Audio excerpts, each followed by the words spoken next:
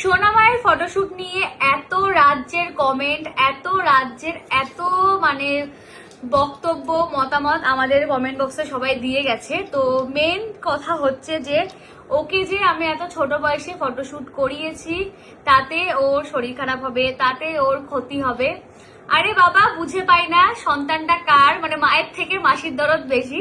মানে আমরা ওর বাবা মা, আমাদের ফ্যামিলির লোক আছে, আমাদের থেকে নিশ্চয়ই আর কেউ বেশি ভালো ওর চায় না।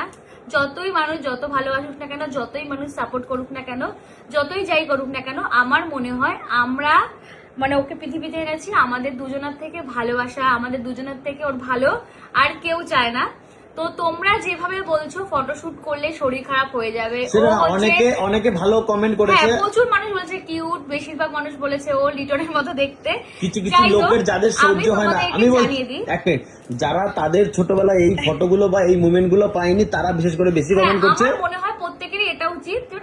আমার জন্য এগুলো হয়নি, তখনকার দিনে এসব ছিল না। তাহলে তো আমি চাইবো আমার সন্তান যাতে ভালোভাবে স্মৃতিগুলো পাক, সন্তান যেন ভালোভাবে মানুষ হোক। কখনোই কি চাইবো যে কেউ খারাপ থাকুক, বা অন্য কাউকে যদি আমি ভালো থাকতে দেখি আমি কি কখনো দেখবো যে সে আমি কি কখনো চাইবো সে খারাপ থাকুক বা সে তার স্মৃতি ক্যাপচার না করুক? তো তোমাদেরকে একটা কথা বলি, তোমরা ভাবছো হয়তো ফটোশুটটা আমরা 2 দিন আগে করেছি। এই ফটোশুটটা করতে হয় 6 দিনের মধ্যে। 6 দিন থেকে কতদিনের মধ্যে, মানে 6 দিন থেকে মানে 14 দিনের মধ্যে। যদিও আমি 20 দিনের ভিতরে করতে 20 দিনের মধ্যে হলে বেস্ট। আমি যদিও ওর হাত কাটার পরে 23 দিন বা 22 দিনের মাথায় আমার করা হয়েছিল। আজকে দিনে দাঁড়িয়েও 46 দিন বয়স, মানে 47 দিন বয়স। তো তোমাদের বলি আমি করেছিলাম 23 দিনে। ততদিন পেরিয়ে এসেছে, তোমরা এখন বললেও শরীর খারাপ ওর হবে না, কারণ শুট করা হয়ে গেছে বহুদিন আগে। চাইলে অনেক দিন আগে ছাড়তে পারতাম, যদিও আমার টাকা ইনকাম করার মেশিন হতো।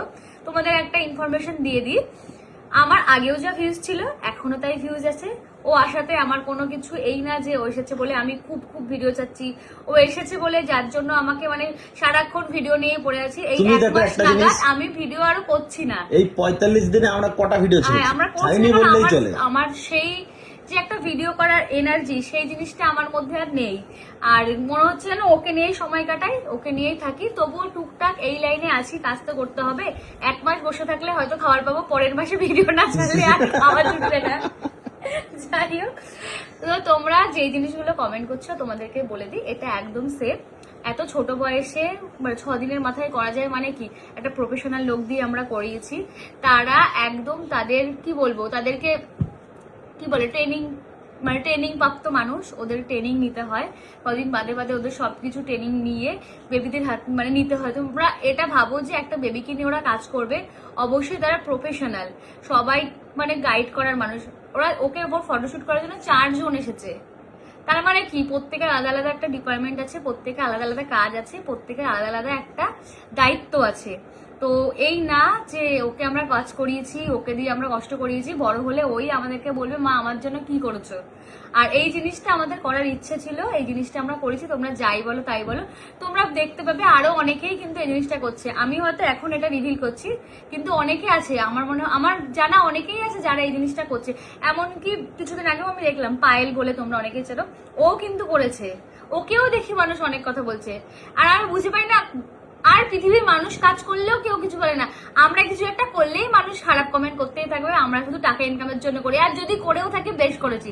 জীবনে টাকাটা খুব ইম্পর্টেন্ট, টাকা আছে বলেই তোমাকে মানুষ পাত্তা দেবে, আর টাকা না থাকলে তোমার সত্যি কেউ পাত্তা দেবে না।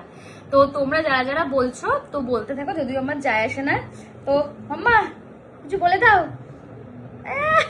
মুখটা কেমন করে এসেছে, হাতটা দিয়ে কি মারবে সবাইকে? হ্যাঁ, যাই হোক, ও এখন ঘুমু দেবে।